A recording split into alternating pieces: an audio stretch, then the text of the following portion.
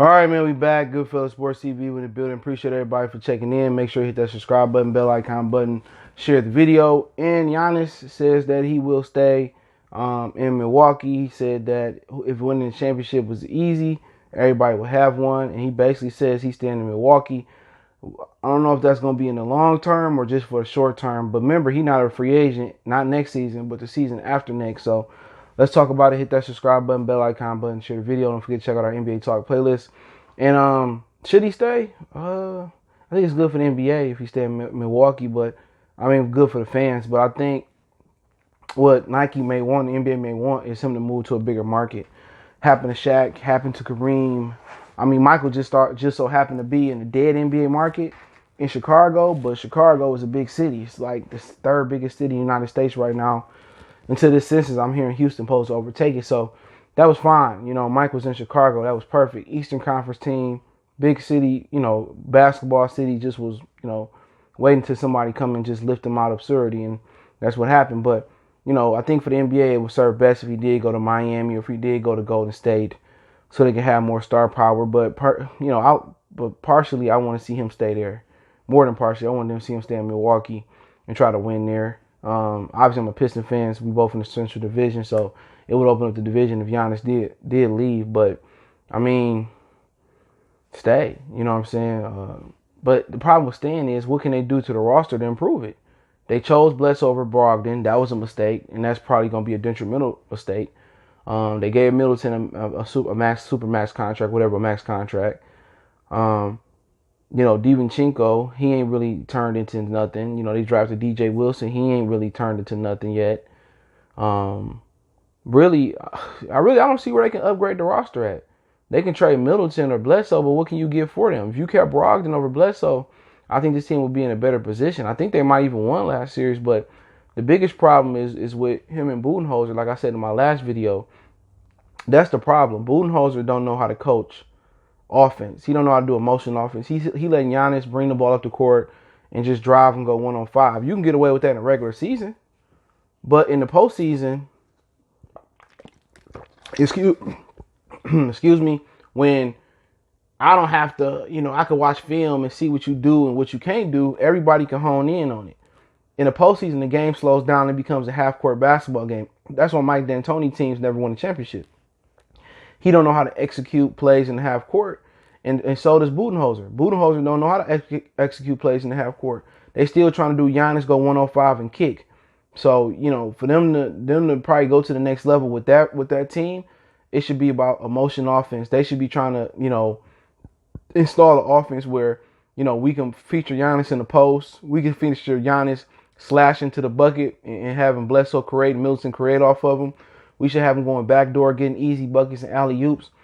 This season, if for Giannis, coming up, the next season, it should be all about Giannis moving without the basketball, getting easy buckets, letting Bledsoe and Middleton control the ball a little bit, letting Giannis feature in the post, posting up, and when he do got the ball and he in isolation, two-man situation, pick and pop, pick and roll, where he can come off the pick and roll and fluently hit a shot. His shot got this little twitch in it.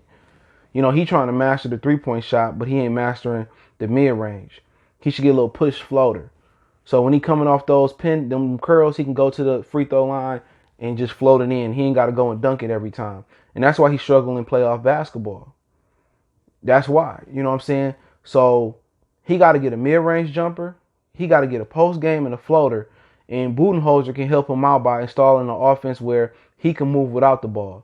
Once you get him moving or flashing in the post and you swing the ball, he flash to the post, or you get him in the top of the key, he in the high post, then you get Bledsoe Middleton cutting to the basket, he can kick it to them, they can shoot, or he can kick it to them, he can go back down, flash in the post, they dish it to him, he able to make the hook over the shoulder, or come back, turn around over the shoulder, or Hakeem shimmy, or up pack, drop step, go back. Once he able to do those things, Milwaukee will win. Milwaukee make it to the finals.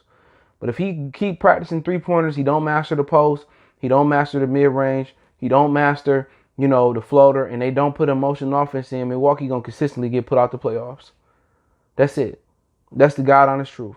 If they don't get the most out the lesser, my Pimp C voice, they don't get more out of him and get him moving without the basketball, posting up, and also letting Bledsoe and Middleton facilitate more, Milwaukee gonna forever continue to fail with him. And that's just gonna be the truth about it. So, they got to go in there and say, look here, man, Giannis, we know you was the MVP the last 2 years, probably gonna be MVP this year, but we gonna need to take the ball out your hands. You got to improve your mid-range jumper. Let's not even think about the three. We got to get you in there with Rasheed Wallace, or get you in there with Kevin McHale or Akeem Olajuwon, and show you how to post up and how you can be effective.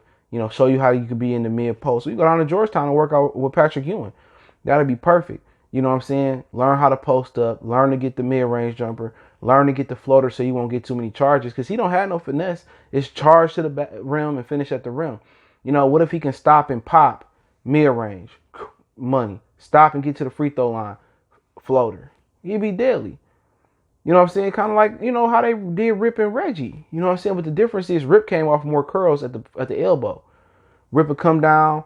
They think he going to the corner and coming up to the wing. He'd come under there, curl there'd be a pick waiting for him at the elbow, curl at the elbow. If he get in and get an easy layup, or he pop at the free throw line.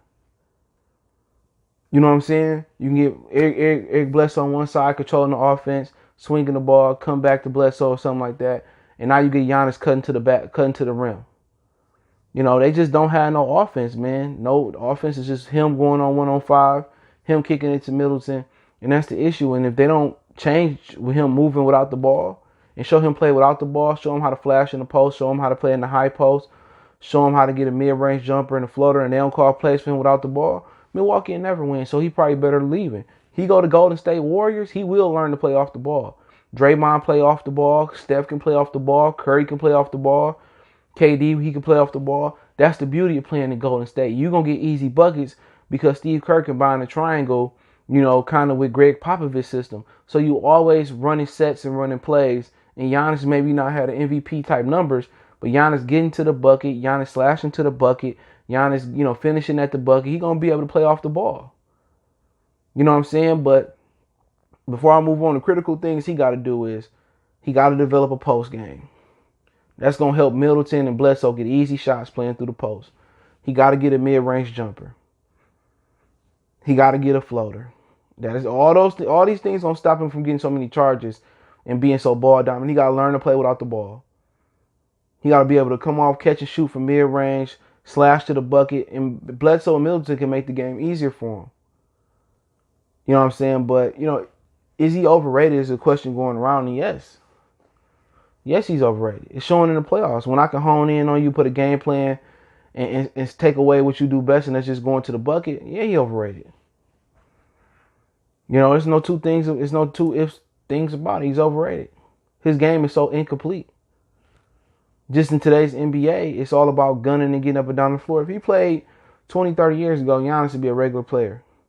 He's just physically stronger and bigger, and they get superstar calls going to the rim. He got to work on his free throws, too. I don't think he worth a Supermax deal. I'm not saying he Pippen or he a secondary player or whatever, but right now his game is so incomplete. You know what I'm saying? It's very incomplete. He don't post. He can't mid-range shoot. He can't shoot the three. You know what I'm saying? He can't. He ain't got a floater. He can't hit free throws. So why he deserve a Supermax contract? Because he MVP don't mean he gonna win much. He got to continue to work on his game, and I don't know what he did last summer. He's sitting there working on 3-pointers, and come on, you ain't mastered the mid-range. It's an actual fact. The closer you are to the rim, the higher percentage you got to making it. So, okay, you mastered dunking and laying up at the paint. Let's master the block. We mastered the block this offseason. Let's master the mid-range jumper. You know what I'm saying?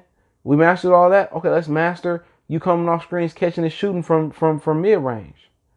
Let's master the float, man. It's just so many things missing from his game, man, that I'm not sure if I would give him a Supermax contract. You ain't gonna get over the hump with him.